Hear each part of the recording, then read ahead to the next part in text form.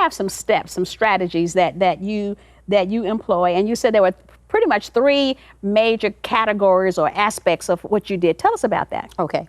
Well, first off, as we know, every change of habit begins in the mind. So we have to change our mindset.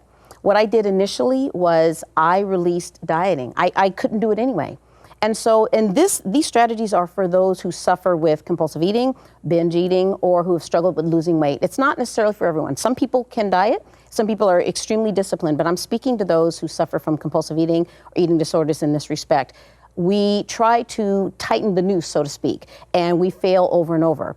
And my success came from letting go. And instead of focusing on what I can't have, I released the restrictions, I released dieting, and I focus on the best that I can do right now. And again, His grace is sufficient unto us. If we would focus on the benefits that we can do within our own ability, not compared to the one person or another, but within our own ability, moment by moment, day by day, the weight will be released. Wow. Because we're making forward progress at all times. Now, you make it sound so easy. I know I've been on a diet since Jesus left.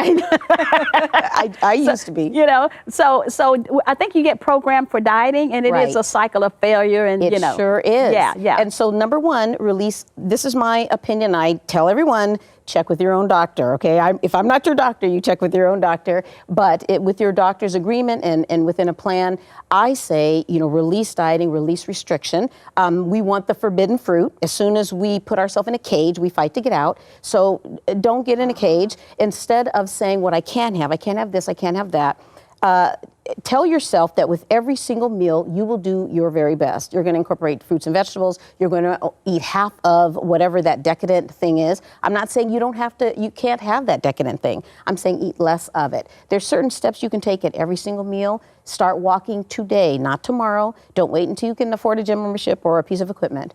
There's steps you can do every single day. I like that you said that, because when I met you and we were at a holiday party about this time last year, and you said, and I think there was dessert passing around. I said, yes. Oh, no, I can't have that. Too many carbs. And you said, have it. No, you should have it. That's Just have a little bit. That's right. And I remember having it that day. Yeah, you did. And I enjoyed it quite right. She had the cake. Well, that's how I don't obsess about it, because I allow it. And then, because I allow it, I'm able to do the next step, which is, number one, I believe in eating when you're hungry. Number two, stop eating when your body says, I've had enough. Not when your taste buds, not when the show is over. We munch when we're watching TV.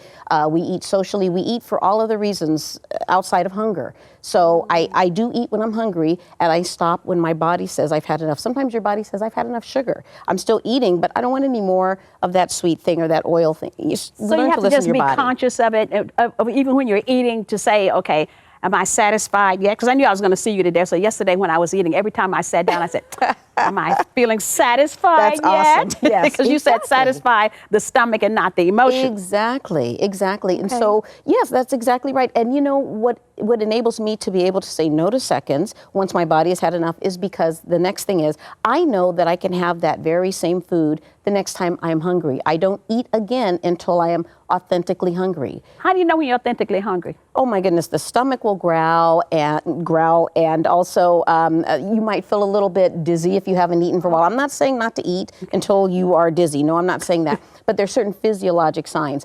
Literally, food will be on your mind, your stomach will be growling, and it won't be because you're smelling something tasty. It won't be necessarily because of that. You can think and say, well, I haven't eaten in a few hours. I know I'm authentically hungry. If you've eaten, like my kids, half an hour ago and you say you're hungry, no, you're not. You just want to eat some of that good stuff again. That's not authentically hungry. Well, is that because something is eating us? We definitely eat out of emotions. Okay.